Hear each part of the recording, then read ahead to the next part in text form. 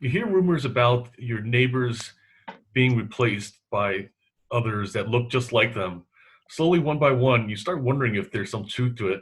And that's the basic premise of Invasion of the Body Snatchers, which was originally done in 1959, and after which it was done in 78, 1993, as well as more recently in 2007. So that's what we're going to be talking about today. I'm John Chang with Dan Edmonds. Hello again. And I think one of the things that I'm finding is a familiar theme for these, that I've been doing lately is this kind of paranoia. It's a feeling I think that like really experience just is a very human, very basic kind of feeling that we have that things are kind of coming after us and everything. Of course, like, to when it's kind of taken to a degree of psychosis and stuff, then that's a whole other story. But I thought maybe that's where we can kind of talk about like where we can kind of start with the original Invasion of the Body Snatchers, how that's a really prevalent idea that people have really compared it to the idea of communism spreading, and then also on the flip side of McCarthyism and stuff, which apparently the filmmaker and the different people involved say that that wasn't their intention with the original movie and stuff. Yeah, I read that as well. That was quite interesting that there was no intention, because it does come across very strongly that this could be a very anti-communist movie. But yeah, I mean, paranoia. I suppose it's a fight or flight kind of response, but en masse, basically, or this idea that there's lots of things out to get you. Or, but I think that maybe the difference between a simple fight or flight response is that rather than things out to get you, it's more focused on people a lot of the time. A lot of the time you hear paranoid conspiracies is about other people who are set against you, which is really the theme of, we've seen this with Stepford Wives. This and The Thing are the ones that are the obvious examples I can think of that all carry on this theme. And in 1956, well, you can't really blame the drugs for it. And JFK hasn't been shot yet, so it's a very kind of, I guess people talk about communism or McCarthyism because it's the kind of only real life parallel they can draw. But it is interesting that they didn't think that was any connected when they made the movie. Yeah, it's an interesting time, right? Because like you said, we haven't come into the 60s yet, and all the things that kind of go along with that, which kind of really, the funny kind of connection to Stepford Wives is that comes in after the 60s, and where, feminism and, kind of the more radical ideas and stuff like that had kind of, settled down to a degree. So the 50s are generally thought of as kind of this time of, innocence to a degree, if not, like kind of naive, like optimism. And, I think that started coming to an end where we had things like the Korean War, and we had like kind of signs that the, Vietnam War was kind of around the corner and stuff. So I think that's a little bit like kind of, just to kind of put things in perspective of what we have as this overall weird kind of time between, like kind of still that innocence after the the Great War, right, the World War II and stuff like that, and all the things that like kind of the horrors that the future wars or the signs of how wars would be fought in the future was coming and stuff like that. And I think that's kind of really like start setting things up that where here in the original you have a doctor in a small town, which coincidentally it's set in the novel of the book for the book for Invasion of Body Snatchers was set in Mill Valley, which is a town actually I've been in and stuff like that, which was half hour north of San Francisco across the Golden Bridge. But then it's set in the movie in this fictional town, the Santa Mira, which apparently was actually used in other movies like Halloween 3 as a funny coincidence and stuff. Yeah. Nice. And so we have this kind of small town atmosphere, and I think that's an interesting kind of setting for the original. Yeah, I mean, absolutely. We talked to quite a few times before about this idea of small towns being a little sort of controllable kind of lab for the evil powers to manipulate, and this, it's interesting that the 56 one uses that to great effect, and it's almost, there's actually a slightly more optimistic ending because you kind of feel at least it's only happening in this small town, right? But Yeah, I think for me, I mean, I think it's probably when we talk about the 78 version, that's the more interesting contrast, because most horror movies are set in small towns and small communities. And because of I think because of the sort of the idea that the conspiracy can take hold, the isolation, that's where the 78 one really ramps up the theme of paranoia much more heavily by having a city. But one other thing, sorry, with the 56 version, which I thought was really interesting, was this: not only is there no obvious connection to communism or McCarthyism, but also there's no, we're in a post sort of atomic era horror movie thing. So a lot of those creatures are either from outer space or they're byproducts of some nuclear experiment. Whereas this one, it's left completely open. You don't know if it's an alien species. We don't know that it's some sort of ancient creature. Or there's just nothing is sort of given away with that at all. So it's very open-ended in a lot of ways, which sort of gives it quite a timeless quality, I think. Yeah, it's funny how like that's what they're doing in this one, is theorizing, and then the future versions, they definitely are a lot more. There's a lot more exposition. There's a lot more like kind of getting into the kind of the scientific kind of reasons as to how it may possibly happen and stuff like that. And so we'll certainly cover that in a little bit. And I think that lack of explanation is really similar to Night of the Living Dead, which like kind of we had that same idea where it just rumors of, as like in Night of the Living Dead, of course, it was more over the television and radio and stuff like that. Here we actually almost have like a blackout. I think like the only things that we have in this small town is like what your neighbors are telling you, what people that you've known, like kind of in this small town, as almost like kind of friends and stuff like that, are saying like there's something wrong with my husband, or there's something wrong with like kind of such relative, and so pretty much everybody's a relative or a friend or like kind of neighbor at least and stuff like that. And I think that's like you said, it kind of really plays into the things that are controllable in a small town. As a kind of like general kind of movie production kind of side, that's part of the reason why too, is because in these smaller towns you have the ability to kind of control your budget a lot more. You don't, it's not as big of a deal to get film permits and all that, and then to close off streets and everything. And which like you said, we're going to really see like kind of that the 78 version really kind of just ramps that up really quickly and stuff like that. Part of one of the other things that you and I have talked about offline is how we really start to see this kind of theme of gaslighting that is where at different times it's the psychiatrist who's telling him that like, oh, kind of you're just imagining this. This is kind of like this mass hallucination, like that the hallucination is something that can be spread like a disease. I thought that was like an interesting concept that they, basically echoed in each case. Yeah, and I mean, in some ways that has, certainly in the 78 version, they describe it as a hallucinatory virus.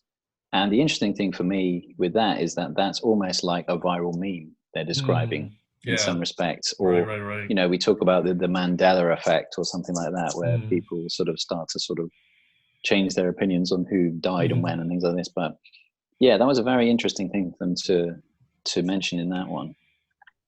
And that's something that, is also what we saw in Stepford Wives as well, that like, at certain points, the wife is not sure, like kind of, if she's imagining things and stuff. She goes to see a psychiatrist as well, Yeah, and that almost became a trope, I think, for most horror movies after that. If there's not an established sort of psychiatrist or therapist telling people they're crazy, it's almost like the job of the main protagonist, the hero, to say, okay, well, let's just kind of like, let's be rational about this. Right. Well, there's normally someone in there who does that role. Yeah. So I think they kind of definitely, maybe with maybe not so much the 56 one, but definitely from 78 onwards, I think that became, a trope for horror movies. Yeah, I mean, I think that's also something that like, we really encounter again and again, is that people are initially, they're the ones like the main characters are the ones trying to explain things away and stuff like that, until they start realizing, oh crap, like kind of like I can't explain this and stuff like that. Then they start kind of going realizing like, okay, there's something going on. Then then they have to kind of try to convince those around them or friends, whatever, and then they have to try to convince like kind of like like you said, the pivotal or the kind of the psychiatrist or the rational character trope and stuff. Yeah, and I think it's no coincidence that the doctors and things like this are the established, or scientists are the main protagonists in a sort of paranoia one, because they're the level-headed. They have to be rational. That's their job. And so when they sort of succumb to it, you think, oh, okay, that kind of carries the audience along with it. Right. I think what was interesting for me was obviously that movies plot-wise tend to speed up over time, and the difference between the 56 and the 78 as well, the emotional reactions of the characters when they realize. In the 56, people are sort of talking about it like, oh, there's something wrong with Aunt Mary. Whereas in the 78, almost immediately you're hit with, that's not my husband over there. So it's kind of amped up quite significantly definitely in terms of how it's portrayed in. Well, I think we'll definitely go back to the original stuff like that. I think maybe what we'll kind of start talking about is the 78 version. And like you said, how it really ramps things up. Now we're in San Francisco itself, which is again is like kind of ironic because everything's set outside of San Francisco. Then now we're in the city and everything. Donald Sutherland plays this health inspector, so no longer do we have a town doctor who like everybody knows and everything like that. In this case, he's kind of like almost hated by these restaurants or everything like that because like he's this person who finds like rat turds in the soup and like shutting down businesses or finding them and everything like that. And so we really see like kind of the transition from like the kind of the folksy kind of small town atmosphere to now like the anonymity / like kind of animosity some degree of a big city and stuff, and which kind of like in some ways is like the more ability for these pod people to hide.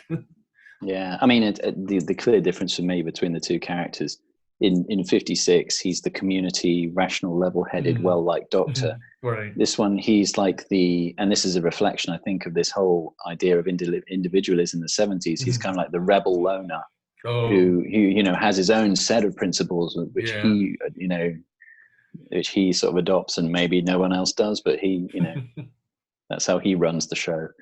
So yeah, and I think as well for me it was this really, I don't know, it's kind of ironic, or there's quite a lot of surreal kind of comedy all the way through the 1978 version. I mean, it's we're at the end of the flower power, or it's a twist on flower power. Now the flowers are like going to kill you, and the first thing that you see is like it's like, hey kids, go and pick some flowers. Right. It's like, yeah, you're going to get killed by them.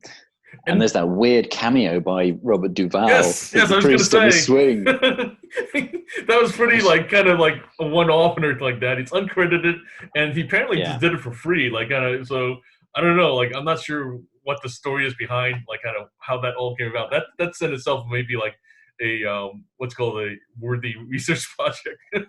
Yeah, I mean it immediately kind of throws you off as a viewer, because you're just like, okay, so even if he's supposed to be taken over by the aliens, why would he be on a swing? And it's kind of just like a bit of a kind of a nod and a wink to The Omen, I think. And I think from what I read, Kaufman just did it just to throw people, just to throw a curveball at people, basically.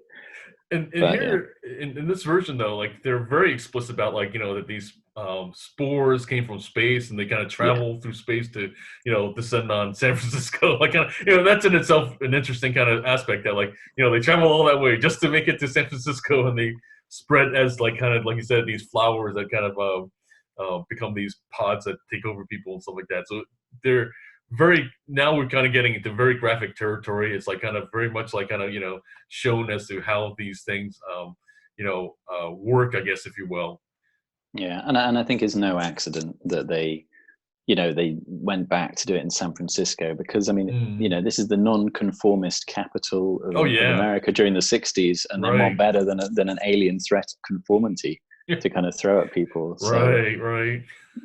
That was my main thing that I got from it. But yeah, apparently I was reading that the effects for that opening scene are very cheap I think they just found a few things, chucked them in some water, and kind of just did it. So it was a very cheap effect, apparently. Right. It was effective though. Like it just told the story very much like kind of, you know, like there was no mystery as to like kind of like it's a mystery to the characters, and that's kind of like I guess the irony there as to what's going on and stuff like that. But for us, like, you know, I think that's part of it. Seems like that's part of it as well. That like you as the viewer, it's maybe like recognizing that some people may or be familiar with the original movie and stuff like that. So in this case, they're not. You know, there's no mystery as to like kind of, you know, how these things came to Earth and everything. They're just showing you. I thought what was also a interesting aspect of all this is that like now, whereas in the original there was this kind of almost like a subplot of the romance between the main character and this woman Becky and stuff, Miles and Becky, and then in this one there's this tension where you know, Donald Sutherland's character, you know, is like a colleague with this woman, and it's only like towards the end that they kind of profess their, you know, like a major spoiler, like their love for each other. Yeah. Up to then, it's just this tension that because he's like kind of keeping her, you know, keeping things professionally, he has affection for her and stuff like that. He's very protective of her, but it's not ever like kind of, you know, like you know, doesn't cross a certain boundary, which again is interesting for the time period because of like, you know, this is the time of free love, right? Especially in San Francisco, like that was like a huge thing there as well. Yeah, no, but I think that, yeah, this whole idea of unrequited love is kind of repeated in a way. But I mean, just so much more effectively done in the 1978. There's so many kind of nice little human touches in the dialogue and the actions of people. And, you know, there's the classic sort of eyes rolling scene is just a kind of very sort of human moment. And it's so, and that's not even within the first 15, 20 minutes. And already between, in that scene with them having dinner, you know, they're obviously very close, but in a way that's not kind of, it's really effective. And the dialogue as well is so dynamic and realistic. It's, and people, you know, and I mean, you've got a lot of good actors in there as well. It all just kind of happily. I'm guessing it must have been pretty early in a lot of their careers. Certainly Jeff Goldblum, and I'm guessing Donald Sutherland can't have done much more before that. But yeah, and here it's funny that we run into Jeff Goldblum again. You know, since Death Wish, and now he's like, you know, starting to kind of come into his own. Like now he's becoming more the Jeff Goldblum that we kind of know and love for. Which, you know, like kind of, and we'll definitely see him again in The Fly, of course, because we'll talk about the original remake there. And so it'll be interesting to kind of, you know, see, in a way, as we're kind of, you know, that's like a subplot for our series of him, his career and how it's progressed and stuff like that. And here we see also that each of these characters are more formed and developed compared to the original. Like the original, they're definitely very much minor characters compared to the Miles Becky stories like that. But now, like, we see a lot more like kind of their life outside of like kind of, you know, this invasion happening and stuff. Because with Jeff Goldblum, we see his wife, and that they have this kind of business that they kind of run. You know, the massage parlor, which is like one of the key scenes of, you know, where all this stuff is kind of unfolding. It's quite an odd side business to have, really. You know, having a massage parlor as a sort of a side business, but in the 70s though, in San Francisco, apparently that was like a bigger thing. Like kind of, you know, like it's where some of the action, if you will, is kind of happening, I guess. Interesting, yeah. As I say, I mean, that seemed very sort of odd to me, but yeah, I mean, the massage parlor is actually one of the weirdest scenes in the whole movie, I think. Yeah. It's very kind of surreal, that whole sequence, because for one, you've got the book. There's a lot of stuff with Jeff Goldblum's character that I sort of wanted to bring up, because obviously he's a poet, and you've got him juxtaposed with Kibner, Leonard Nimoy's character. Right. Leonard Nimoy being like a representation of psychoanalysis in the 70s, which obviously started sort of becoming more popular. And people said, again, you know, this is the individualism of the 70s showing, you know, coming up in how people deal with their problems. It's like, oh, you go and sit down and you become self-absorbed and talk about yourself, and this is how you get over your problems. And this is, I think, what they're trying to portray with with Jeff Goldblum's character, because he's a poet and he's kind of so angry that people are trying to sort of this, they're trying to explain away the unbridled human spirit, because obviously he's trying to do it from the perspective of art. Right. Which is why, I mean, he's crying in the mud bath after this book signing, because no one wanted to hear his poetry, but everyone wanted to hear the psychoanalysis. Yeah, I mean, that's definitely like the what we're seeing there with Kibner, the character is kind of, like you said, the aspect of like art versus commerce and stuff. Like where what's called Jeff Goldblum's character is lamenting the fact that like it takes him something like 6 months to like kind of write one sentence, and then Kibner cranks out a book in 6 months, and I think it's also, we're seeing the rise of like kind of the celebrity psychoanalysts and everything like that. Like we're seeing like kind of the Dr. Rues, the Dr. Wayne Dyers starting to kind of really become these cultural icons. Something that I think like before that didn't exist. You didn't have like people who were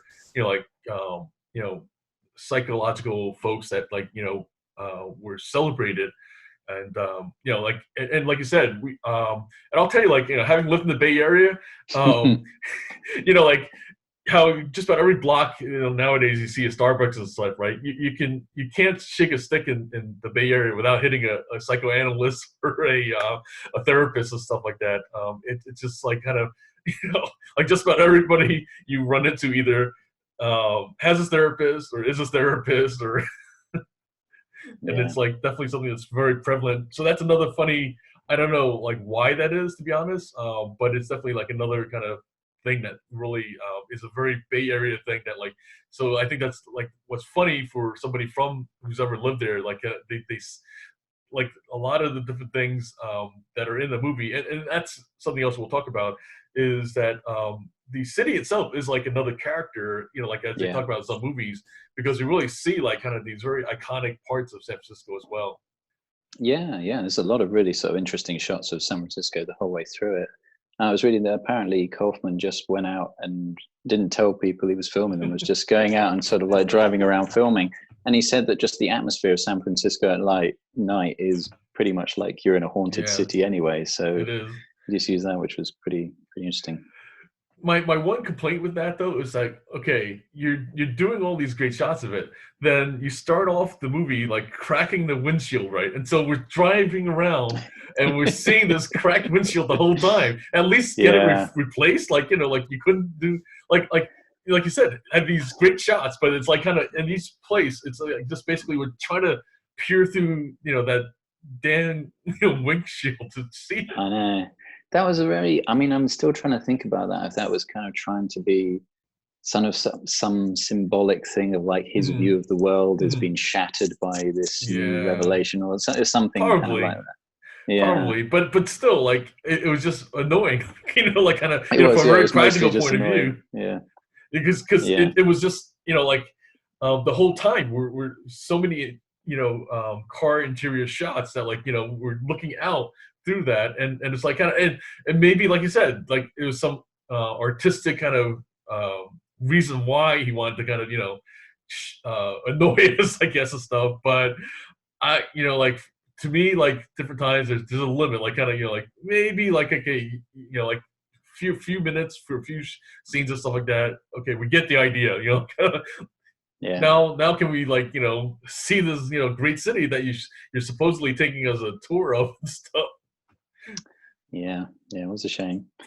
But I mean, actually as well, for me, that one of the most striking shots was the one right at the end, where there's all those kind of like bare trees.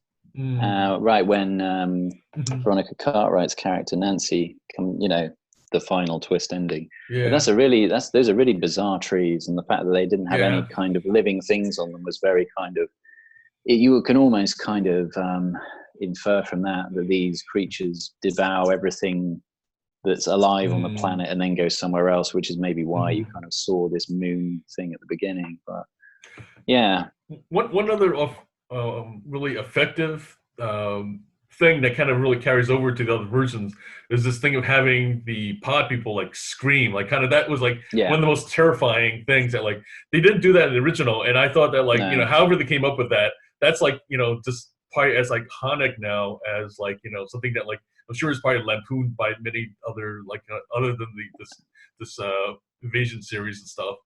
Oh yeah, I mean, there's like a million memes about it and stuff. But I mean, I think what's so effective about it is that they established this idea that these creatures are so out of our normal experience. You know, there's something that's sort of primal and alien and otherworldly, and that's what comes across in that scream. It's just like, it's so sort of inhuman. That it's so effective. And I mean, I think they got the guy from Star Wars, Ben Burtt, to actually make that sound effect, and they spent a good amount of the budget on the sound in that movie. Oh, interesting. And the sound design and stuff. So that scream got a lot of attention. It definitely has that effect that which they use for the TIE fighters, right? Stuff. It kind of has that that wailing kind of that really just kind of sends like shivers down your spine and stuff.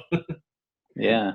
One can only wonder what goes through Ben Burtt's mind during nightmares or something. It's a combination of pod people and TIE fighters squealing away. But yeah, I mean, it's just incredibly effective. And I think it's a striking contrast to the fact that they have no emotion otherwise. Like they normally just walk very deadpan and like, in fact, that's like one of the another thing that. Well, I guess they did have that in original where they were able to kind of fool the pod people to a degree by posing as emotionless kind of beings and stuff. And I think that's one of the themes, I guess, that runs through these is the idea that why have emotion? What's the purpose of emotion? You can just be just like us and everything. And which I guess a ironic nod is having Leonard Nimoy as Kibner, right, where he's like to some degree a ringleader and slash kind of his background as Spock, kind of coming from the Vulcan race of emotionless beings who kind of choose reason over human emotions and stuff. Yeah, I mean he was very good in it, in that and please, they should have taken notes on this, the 2007 version, because he comes across as a level-headed sort of rational person, but and whilst it's obvious when you're watching it, you kind of, until you realize he's one of the aliens, you kind of think, his acting's not really as dynamic as Jeff Goldblum's or Donald Sutherland's or Brooke Adams, and just like, Leonard Nimoy kind of phoned this performance in. Then you realize he's actually been an alien the whole time, and it's kind of like, well, okay, that's kind of why he was a bit more wooden in those scenes. But getting that balance right, as we will see later on, is a very tricky thing to do in these kind of movies. But just going back to the scream really, really quickly, the one thing I did really pay attention to was what the actors were doing with their faces when they're actually doing the scream. And there's this kind of really almost like vacant, brain dead, but almost afraid look in their eyes. It's a really, really kind of interesting expression. And somehow Kaufman got them all to do this kind of very kind of, totally sort of almost brain dead kind of stare with it. It was really, really interesting. It really made me realize how good a director, you watch the 2007, then I watched the 78, and I realized just how damn good Kaufman is in comparison. But the other interesting thing for me, going back to the mud baths, which still is such a weird scene for me. I think there's a number of things, because it's got a lot of horror kind of tropey bits in it. It's like, Jeff, don't stick your hands in the mud bath. You don't know what's going to be in there. You're kind of like going, what's in the mud bath? And then of course, when they find the body, you're just there going, don't go near the body. Why would you do that? But of course they play right into that, which is perfect kind of horror movie making. But of course, the books they're reading was Velaskovsky. Yeah, I was going to say Velaskovsky. I don't know if I'm pronouncing it right, but the original kind of conspiracy theorist about how the ancient world was totally different, which then got sort of reinterpreted by the chariots of the gods. Yes, I was gonna say, and that's another thing from that era where for some reason that that really captured the public's imagination. That series was like along with like the rest of the In Search of, which again Leonard Nimoy happened to be the host of and stuff like that. So yeah, there's many reasons why he was chosen for that role, not least of which was like kind of his connection with that idea that ancient aliens have been here before, and in which kind of Veronica Cartwright's character, she kind of, echoes, like kind of saying like, like, oh, haven't you read Chariot of the Gods? And, like, kind of, like, isn't that like, on everybody's kind of reading list and stuff, and which kind of, it'll be a funny kind of connection to, and I feel like this was maybe like a good time to segue into the 2007. She makes a, great cameo in that one and stuff. And, like, she's definitely one of the striking things for me, like, kind of, like one of the striking set pieces of having her, like, kind of, reprise her role as, like, kind of the, paranoid wife and everything. Although, originally in, like, kind of the 78 version, she, I think initially, like, she's kind of just really not sure what's going on. And she's, like, kind of, just not so much paranoia as the kind of shock, I think, is like kind of the main thing that we really see with her in that one. And so it's interesting how, here we have Nicole Kidman as a doctor or actually psychiatrist. And so that's another interesting twist. Like, now she's the person who's trying to reason with Veronica Cartwright's, kind of character and stuff like that, and to explain like, oh, it's understandable, like, like she's playing the very rational person and everything like that. And meanwhile, like, kind of, she starts to slowly kind of see, like, why are people looking at me? And she started to kind of realize that, like, maybe there's something going on. And I think that's the thing that we also see between the 78 and 2007 version, is that, like, we, as the audience, we kind of see like these garbage trucks, right? Like, kind of showing up and again and again. And so that's another funny, ironic kind of thing that, like, is so prevalent in these. Yeah. I mean, it's good because you don't really know the connection until it's almost like the director is like, I've shown you these garbage trucks quite a few times now. I think you're probably going to guess what's inside them. But yeah, I mean, Veronica Cartwright has definitely made a career out of herself as being a slightly hysterical, right. woman. I mean, let's not forget she was in Alien, and of course, right. And that was 1 year later. Now, the funny thing for me was that scene where they're talking about, Chariots of the Gods, and she's saying, oh, this isn't a, why does everyone expect metal ships? They're probably going to sort of come down and take us out, and it's almost like she starts to describe kind of halfway the plot of Alien. It's almost like, yeah, they've got a whole ecology behind them, and they may have evolved totally different from us. And you're like, okay. and I think in a way, you've got a lot of similarities. You've got pods spawning things that are sort of slightly inhuman. Yes, that's true. This whole kind of concept of, birthing something that's kind of monstrous, which is quite a strong theme in this one. And this idea of something that's evolved in a way that's so that's not mammalian or humanoid in any way. Yeah,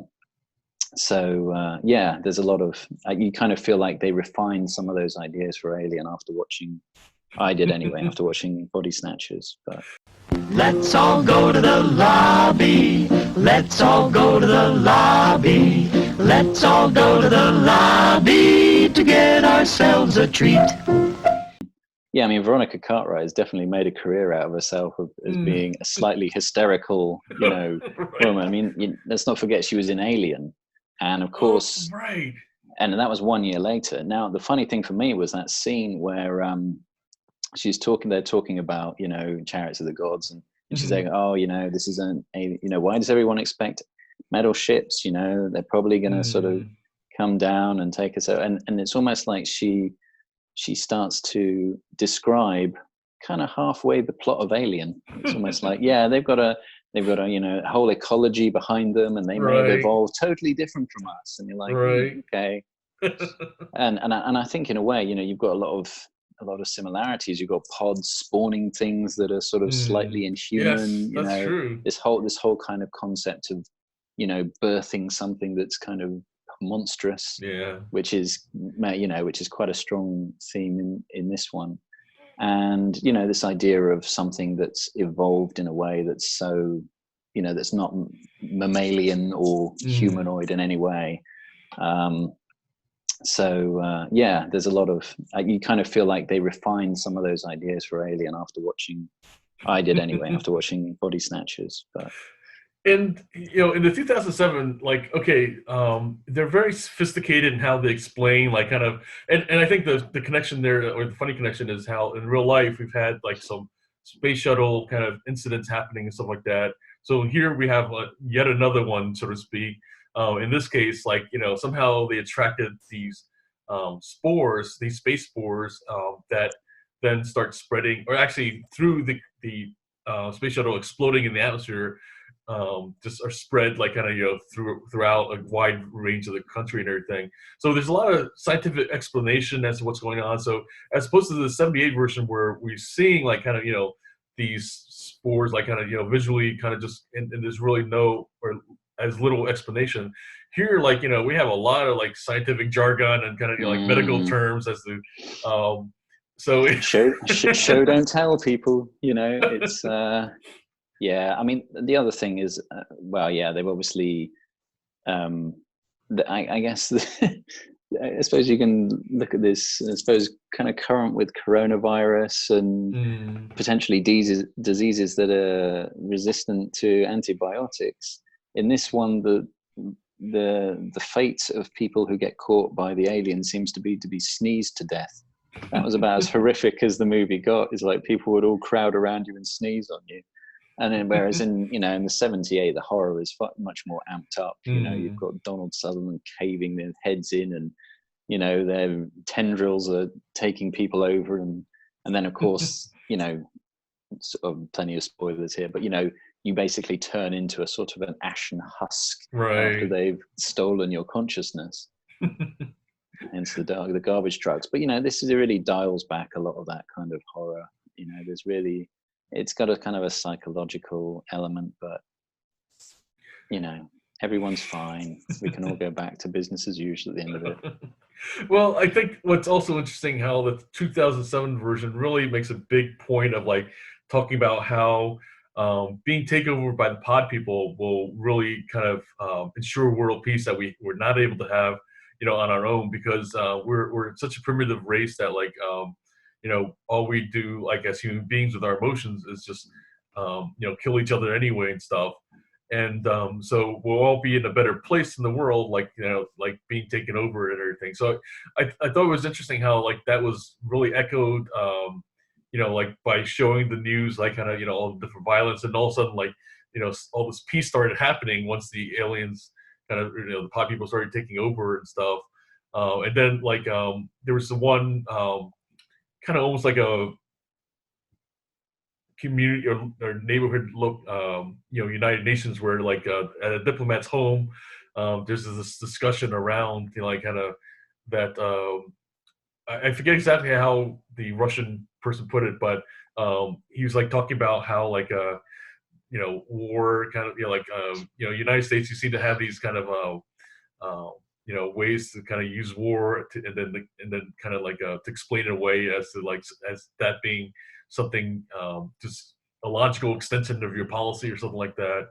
Yeah, it gets very MSNBC on us in that scene. I mean, for me, what was really striking about that particular scene is, I looked at the production, because for me, I had this very jarring sensation between that scene and the rest of the movie. The rest of the scene had pretty poor dialogue, and most of the acting was pretty wooden. Like, you couldn't tell who had been taken over and who didn't.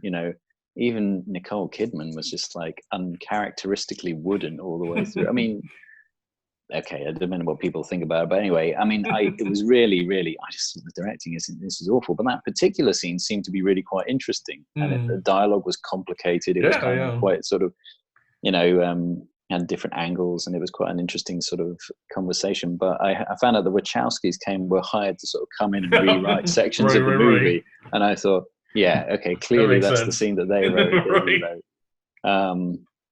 And I mean, the guy who directed it originally was the guy who did Downfall, obviously, story of the Nazis, which has a good sort of, political connection, lots of people kind of being brainwashed, conforming in a way that has sort of disastrous consequences. Right. But it's interesting how they tried to make this argument in the 2007 as, like, should we all be conformed? Would we be better if we were all emotionless? Or, Is it better that we're all individuals with emotions, whereas the 78 is very clearly,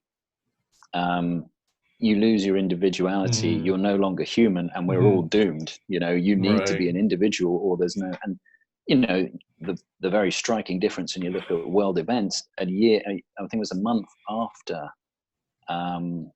the film got released, a month after the Jonestown massacre, which is, of course, is like almost 1,000 people all conforming, committing suicide. Yeah. And so, you know, that's a very clear difference in what's happening. Whereas the 2007, you know, we're looking, our problems are no longer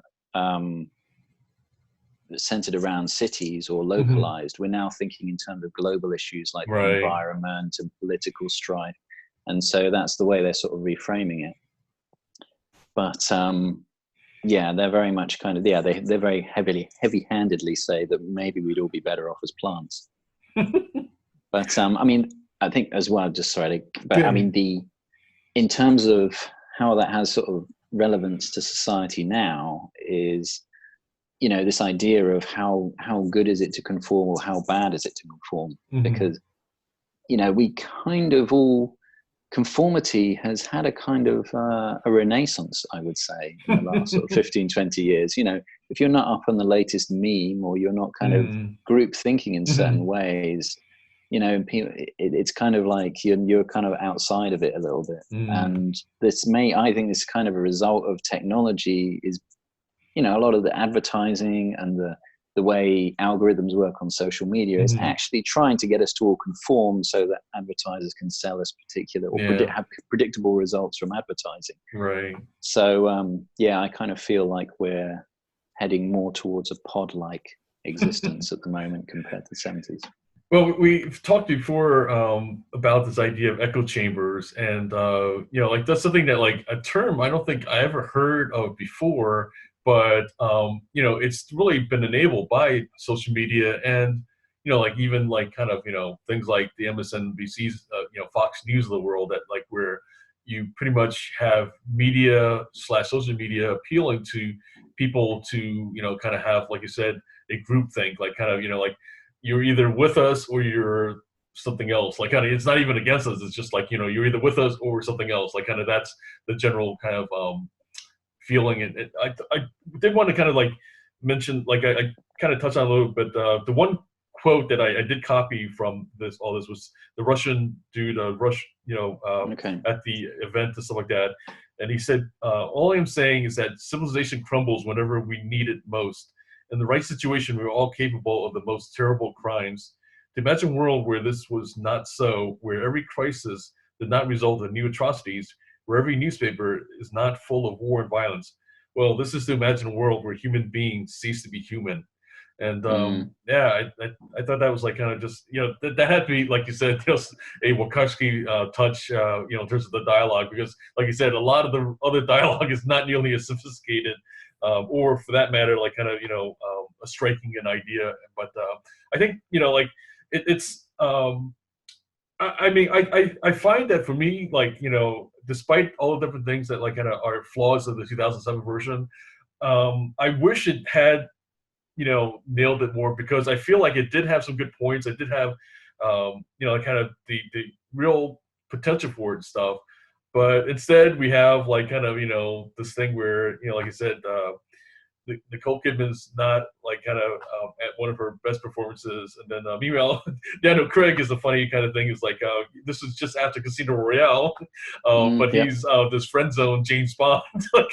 Yeah. So I thought that was an interesting thing. But then magically, and you know, major spoiler alert, somehow because they profess their love, you know, yet again in this case, you know, I guess we have to have that as another recurring, if not theme, idea in these series, that like then that's allowed them to you know, end up together, you know, despite the friend zone and stuff.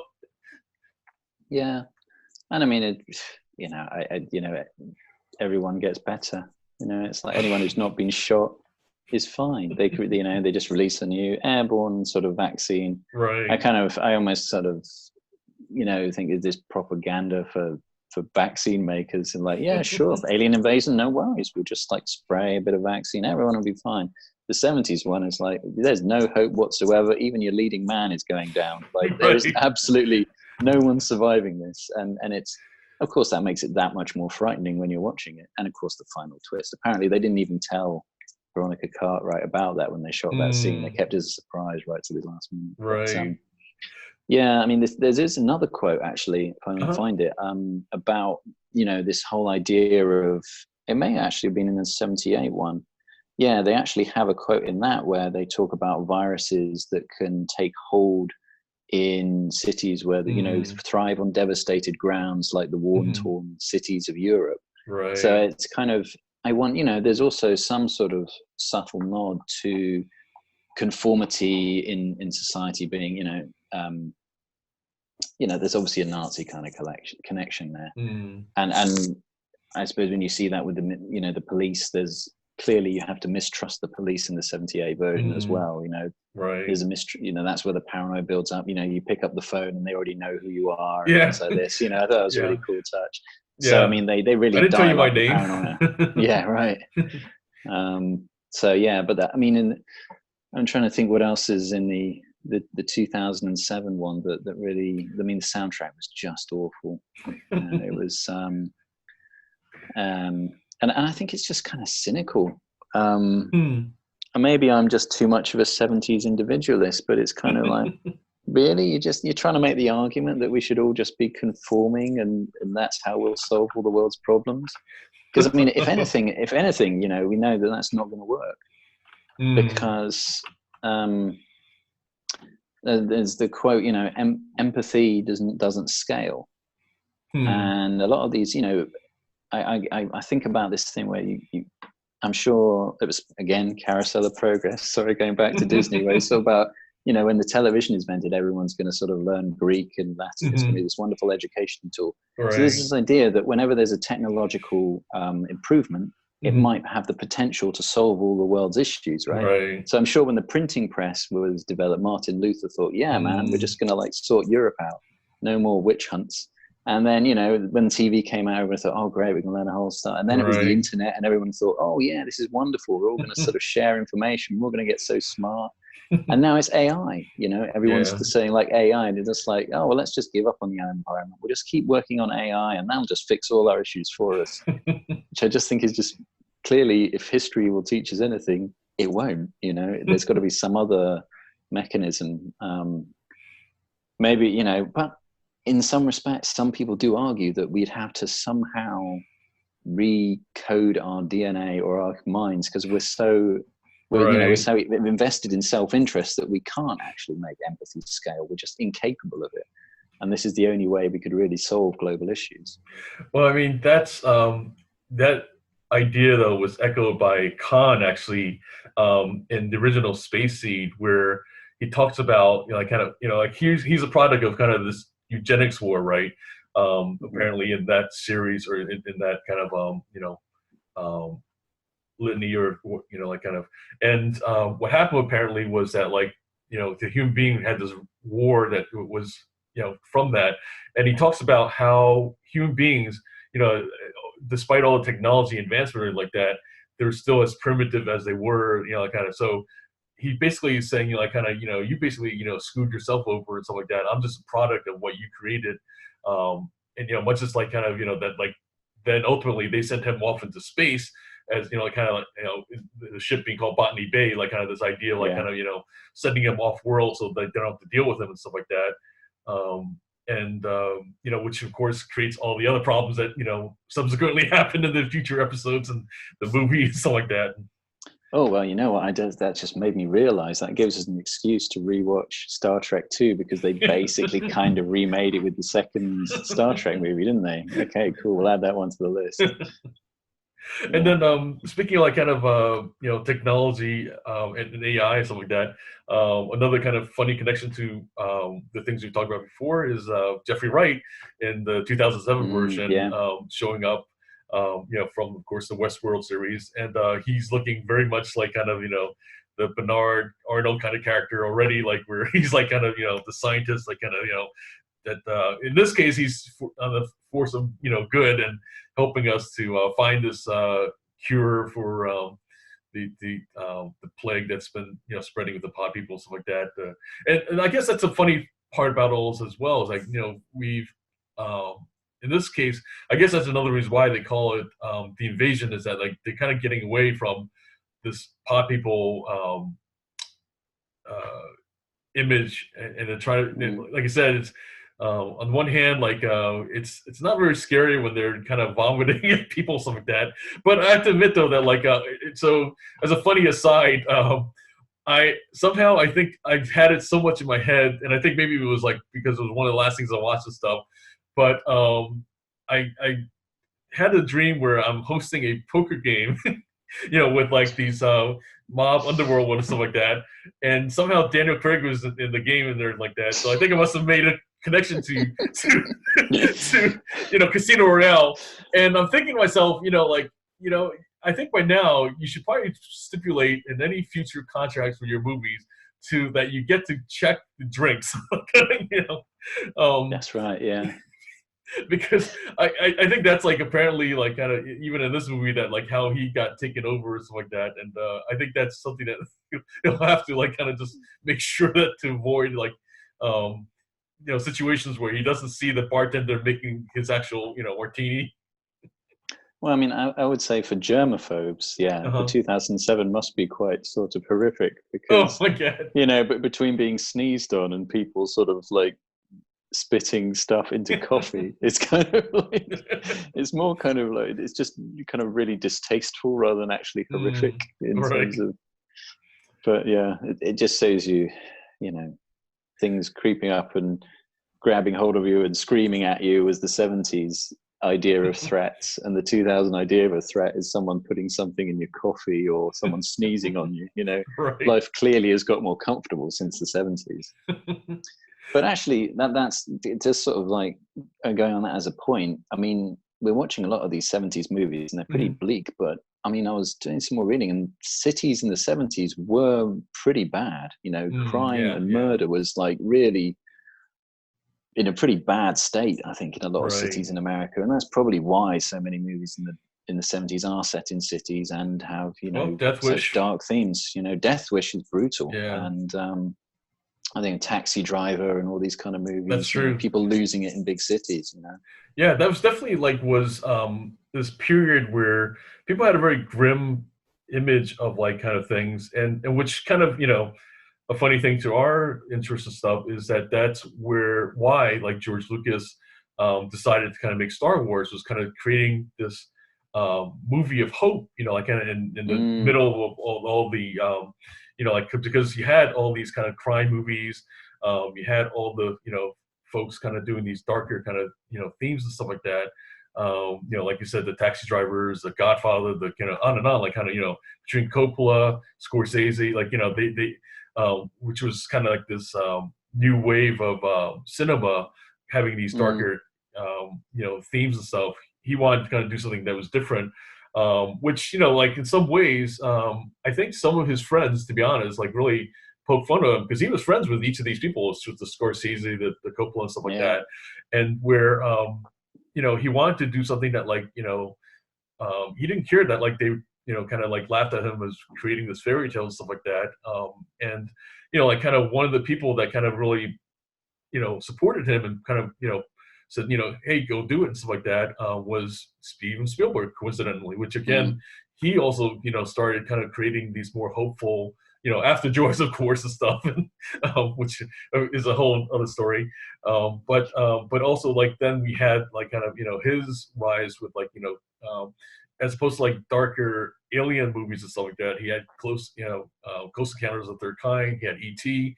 again, very hopeful, and so yeah, I think that was very much like kind of this thing of where we swung one direction, and then you had like kind of folks who said let's do something else different. Yeah, no, I mean it's interesting. Yeah, when you put it in that, A New Hope is literally the title of it, and it is exactly. And there is this whole theme of everything's a bit of a mess in Star Wars, but they're harking back. Once upon a time these Jedis were great and everything was really well ordered. But hopefully we can get back to something like that. But that's kind of almost the message of Star Wars. Yeah, is this idea. And interesting side note, the first sort of private screening for Invasion of the Body Snatchers was at George Lucas's house. And apparently Kaufman was helped out with some of the stories for, or some of the story elements for Indiana Jones, apparently. Raiders of the Lost Ark. So that was another connection. And this goes back to what you told me before about how you think, I mean, George Lucas was clearly very well connected in Hollywood. Yeah. And it seems like a lot of his best stuff was that. And then he went and got his ranch and he became totally disconnected to San Francisco, the Marin County. And so like kind of, so the setting of this, originally was Mill Valley, and like kind of this fictional set as a fictional town of Santa Maria and stuff like that. And, Santa Mira, excuse me. And, so that's another kind of striking connection where he was like kind of, as a rebel getting away from the establishment and, kind of, creating his own thing.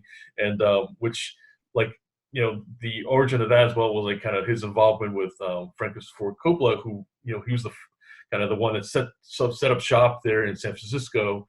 And another kind of funny connection was that like, unlike, Lucas, who had a lot more awareness / like kind of sense of like kind of economy, stuff like that. So that's why he ended up outside of San Francisco. Coppola, like, set up base there. Things got out of hand budget wise and stuff. And, so Trope, kind of ended up getting into financial trouble. So, didn't mean to go too much off into a tangent on that, but it's definitely like interesting how some of these folks have progressed. So it was worth mentioning. Oh, well, then that's kind of becoming our signature, I think, of just wildly going off on tangents. But, I think it plays a huge sort of role on, on the locations, what's actually going through a lot of the actors, directors' lives at that point in time has a bearing on the films they make. Almost, right. Certainly. So I did want to kind of just touch on quickly the 93 version. And, like, I know that, you didn't have a chance to see it, but I thought that, like, for me, what was striking about it, one particular performance, Meg Tilly, where she like has this haunting, like it's in fact it's like one of those, like it's funny how like it was easy to look up this particular scene where the main character realizes that like something's going on, and she simply says, like, think about it, where are you going to go? Like kind of she's like kind of in this very creepy Meg Tilly, kind of way, because she's kind of known, I feel like, kind of, like these kind of, anytime you need a creepy, female performer or stuff like that, she's your go-to person. Just as Veronica Cartwright was very much like kind of, when you need a hysterical, woman and stuff, in that one though, they also kind of delved more into excess and the damage to the environment. So in this case, it wasn't so much aliens apparently, but as it was like kind of damage to the environment created this mutation that was like kind of, became the pods and stuff. So so I think that was like kind of really timely in the sense of career, that at that time in around the 90s, we started really having a lot more awareness / like kind of, the excesses of the 80s does kind of have damaging impacts and stuff. And I think, it really did a good point of, showing that. I can't really fault it for the fact that like, it has like some really, nice effects and stuff. In terms of cast, I mean, you have like, folks like Forrest Whitaker, you had, Lee Ermey, from Full Metal Jacket. So you had a pretty, heavy duty cast in there like that. But in the end, like, I felt that like it just kind of some of the things that like really, like they kind of went back to small town in the sense of where now it's a military base instead of, like kind of what you call it, an actual town. And in a lot of ways, a base is like a small town. But what was kind of sloppy about it was the fact that like here you have the kind of cliche scenes of like kind of the military guys working out all the time. It's like, if you've ever been on an actual base, you will almost, not that you won't see people working out, but it's not like that's all they do.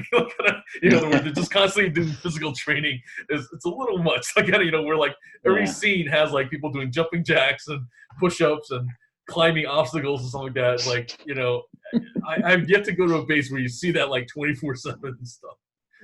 Yeah. Some of them are fixing the planes and, doing the computers just a little bit, making the food and stuff. Yeah, or on computers, or like just shuffling papers. Which I can tell you, having served in the military, that like 80% of your job is like shuffling papers. Like that's until of course now, which in the digital age, now it's all sending emails or kind of filing some electronic form and stuff. Yeah, well, this is something you've told me before, is this idea of like sort of military practices or something like them coming into Hollywood. And I think maybe, would you say that the 90s was where this kind of, we started to see these kind of like military things coming in? Because there's a point where action movies, I mean, the first example I can really think of is like Independence Day, just off the top of my head, where you've got like, the main protagonists of the military. And before that, I mean, it's more about the kind of the lone rebel, Han Solo kind of character. And there's a shift at some point where it becomes like military. It becomes kind of cool again. And I think what that comes from is the fact that like here we have in the 70s, post-Vietnam, and where people were still like, movies like Deer Hunter and stuff show veterans as kind of like these traumatized victims and just scarred and everything like that.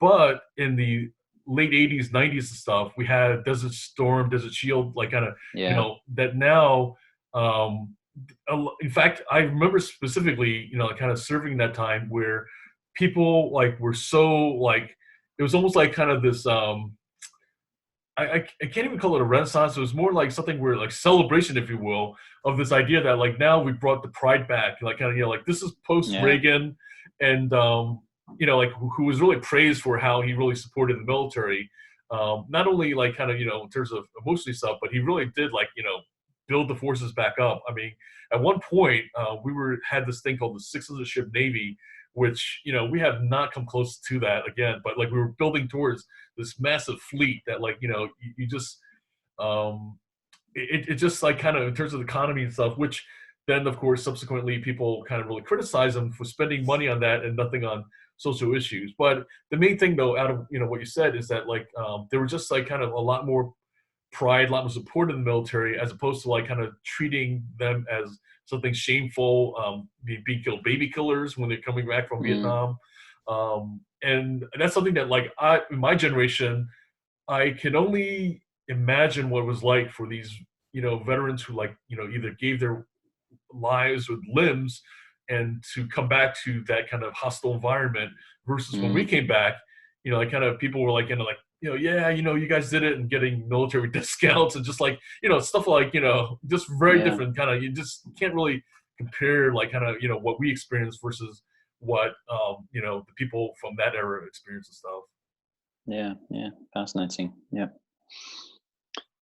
So, on a quick sort of scale, how would you rate the different ones that you watched? Because you watched all 4 of them. I have to, of course, give really like it's a really close call between the original and 78. The 78 only edges it out slightly because of how I felt. He really like kind of teased out some strong performances, stronger kind of just the overall production felt like where there was a lot more horror to it and like kind of like you said, some of the humor that was more intentional. In the 93 version, I felt like some moments were like kind of like, if you have a chance to watch it, there's some to me unintentionally funny moments, like kind of, I don't even want to blow it by giving it away, like kind of like even the Meg Tilly performance I mentioned and stuff is funny from a horrific view, because like that like it's so like it's funny because it's like when you see it, you're kind of like, this is so Meg Tilly, like kind of that kind of idea and stuff like that.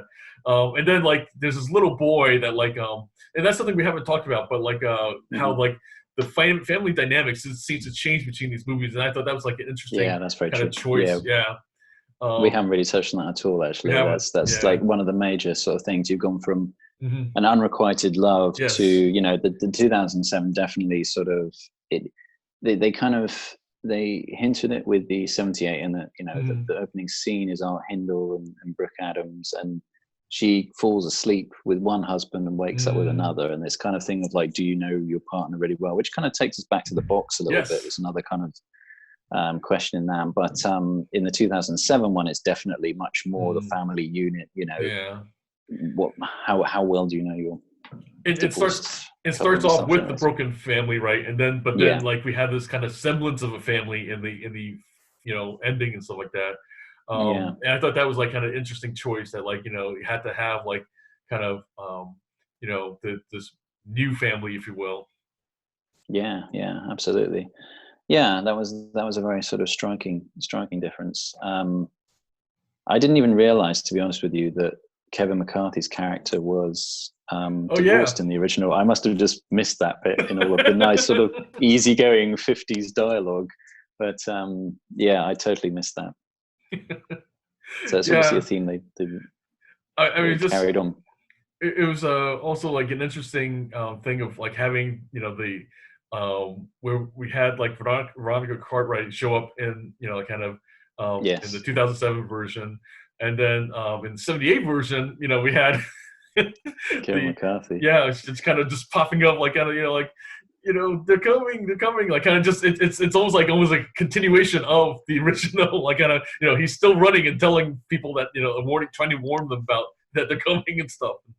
I mean, I think that's, for me, is what really kind of like elevates the 78 to like a cinema classic, because it's actually genuinely scary, but it's also like surreally funny in lots of moments. I mean, the Kevin McCarthy cameo is really pretty funny, because this idea of what he's just been running for the last 20 years. Right. The other bit that really made me laugh is the bit where there's the mutant homeless headed dog. The mutant dog comes out, and everything's fine. Like they were able to kind of keep their composure until that moment. And the fact that they have it, and it's a really weird prosthetic effect. Apparently they just built a mask for a dog, but it still had its tongue wagging through it. And then the fact that they've got banjo music playing in the background as this thing strolls is pretty ridiculous. And then that is immediately followed by Donald Sutherland chinning an old lady who's screaming at him. And it was just like, I was like, oh yeah, I'm really enjoying this movie. This is fantastic. And just sort of bits like Brooke Adams rolling her eyes, and there's just a lot of bits that are kind of goofy. Yeah, right. That's true. I forgot about that. But it still just manages to be really terrifying. Yeah. So for me, it's like the clear winner, and always will be. I mean, the 56 one is great, but you can't beat it for just like what they provided. Like kind of just as like and here's the thing that we could get into different times, right? Is like this idea of like kind of why remake it. And I feel like the 78 version was a good reason to remake it, because it did have some, freshness to it that like it just, it's its own kind of set piece. That like, even though like we know it's a remake and stuff like that, but if you watch it as a standalone, I would feel like that like it stands on its own, like kind of like totally, literally, yeah. Yeah, and the other thing that, of course, that the 56 version does, which I still think is really cool with some of those movies of that era, it kind of gamifies the experience for the viewers.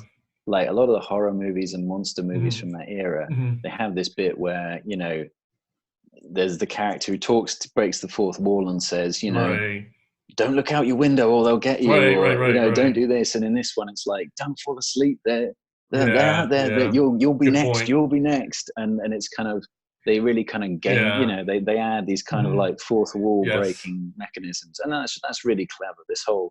And that's actually something I wanted to talk about, was this idea of like, I think it's so clever, this idea that you can't fall asleep or you're going to be taken over, which we see kind of like repeated Nightmare on Elm Street. Yeah, I mean, done to such great effect in that. Yeah. But it's obviously, I'm sure in the 50s that was pretty terrifying. There were lots of people wide awake in bed after watching that movie.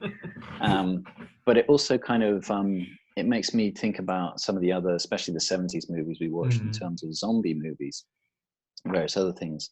Because I mean, the ones that I can think of that we've got connections to here are, The Thing, which is very much again about something that copies people's bodies and overtakes them.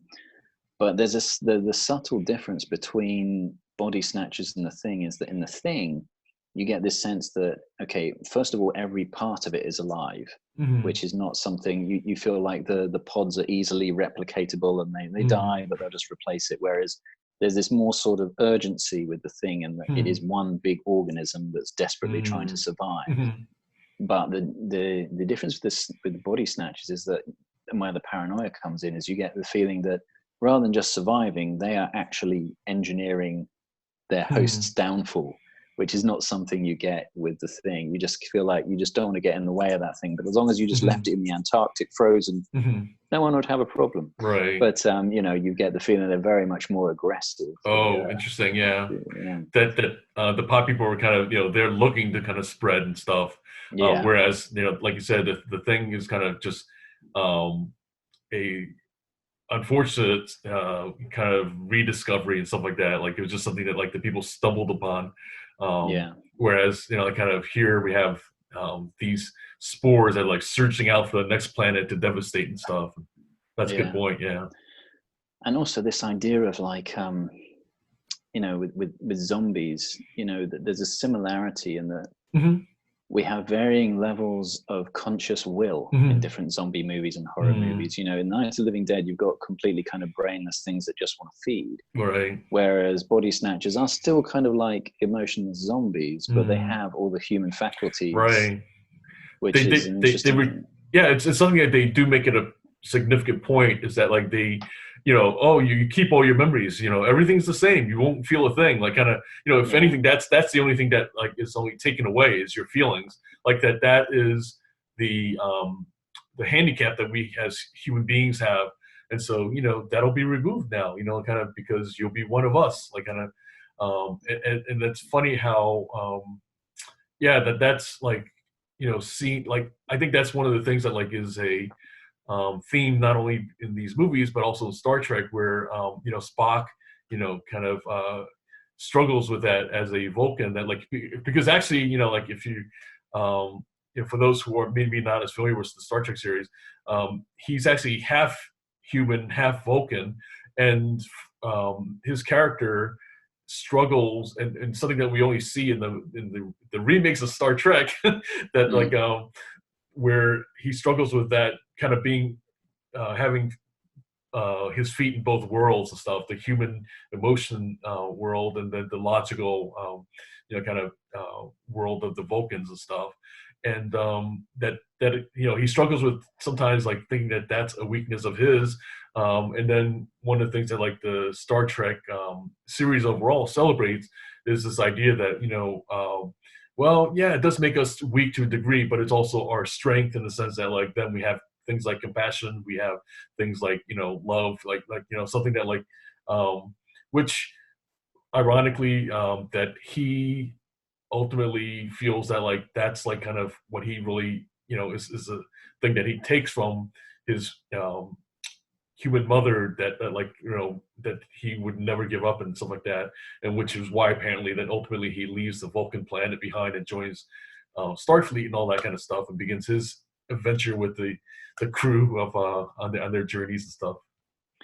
But for me it's interesting that like there's a clear difference between the 60s and the 70s depiction of that and post-millennial. Like the 2007 Body Snatchers, there's this, they're trying to argue this conflict of like, is it good to be emotional? Is it better to be, more individualistic and or totally logical, and that becomes more of an argument in that. Whereas in the 60s and the 70s, we just accepted that Spock had no emotions, and that made him clearly alien. That was the clear delineation, was his lack of emotions, what made him alien. Right. And like in the 70s Body Snatchers, them taking your emotions away clearly is like the downfall of humanity and what makes you human.